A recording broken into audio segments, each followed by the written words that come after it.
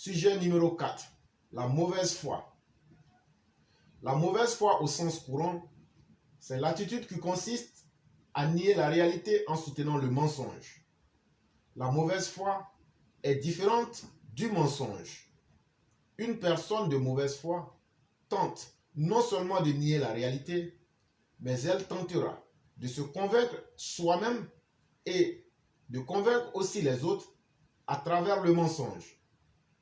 L'individu de mauvaise foi sait foncièrement que ce qu'il soutient est faux, mais il y persistera sans tenir compte des barrières de sa conscience morale.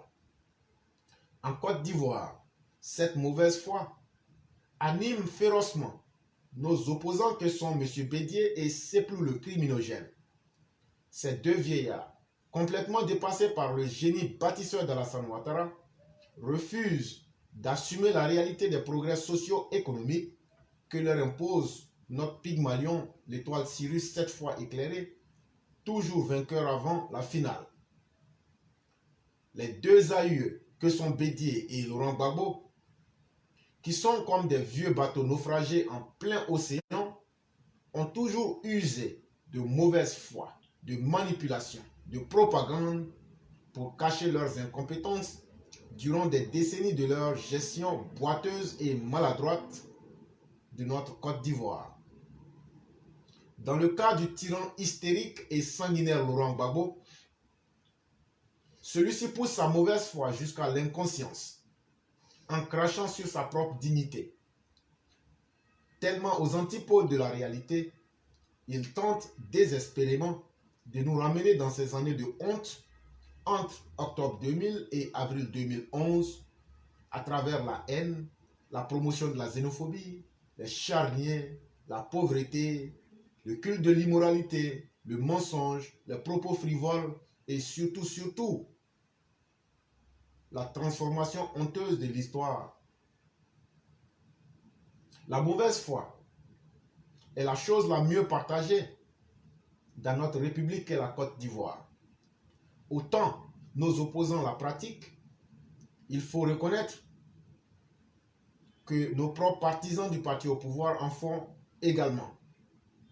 Regardez aujourd'hui comment certaines personnes voudraient que l'on ferme les yeux sur la mauvaise gestion de ceux en qui le président Alassane Ouattara avait placé une grande confiance dans la gestion de la chose publique.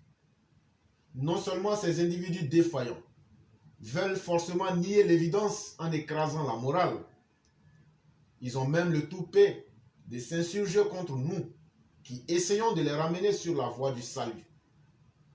Ils vont jusqu'à nous, ils pousseront, la turpitude jusqu'à gracieusement payer des mercenaires de la communication sur les réseaux sociaux pour défendre l'indéfendable, défendre le faux, soutenir tout ce qui entre même dans le registre du honteux.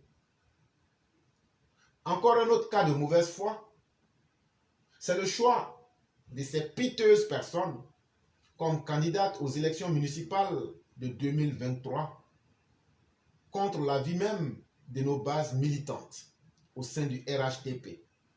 Le directoire joue pleinement la carte de la mauvaise foi en voulant nous faire avaler nos vomissures, mais nous allons leur apporter une réplique fatale sur le terrain avec soit des candidats indépendants ou des votes sanctions.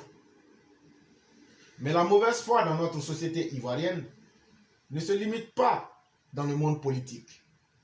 Tous les Ivoiriens en font usage de façon indirecte ou de façon assumée, comme Dame Aïcha Koné, qui voudrait désespérément faire disparaître avec sa bouche les bienfaits du président Alassane Ouattara que tout le monde peut constater.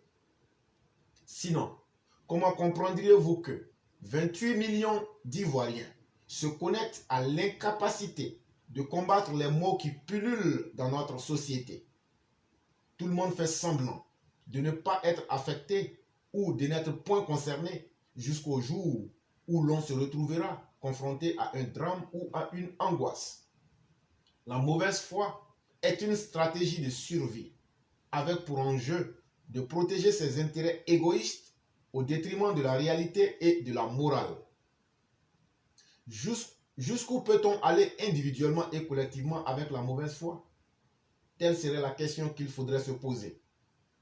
À la réalité, plus l'on ment à soi-même et aux autres, ou lorsqu'on persiste à convaincre les autres de notre mauvaise foi, nous nous condamnons inévitablement en tant que société à rejeter les bonnes valeurs qui doivent construire et maintenir la stabilité de notre communauté humaine. On se retrouve dans une société des afflictions et des antivaleurs. C'est bien à cela que l'on assiste de nos jours en Côte d'Ivoire, avec la part belle faite aux personnes vides, nulles, médiocres, fainéantes sur nos médias, au détriment de celles qui dégagent des bonnes valeurs de courage, d'intégrité, d'honnêteté et même de créativité. Alors, toi qui écoutes Éclaireur Pro Vérité en ce vendredi 23 décembre 2022, où te places-tu? Dis-le-moi en vérité. Es-tu acteur ou promoteur de la mauvaise foi?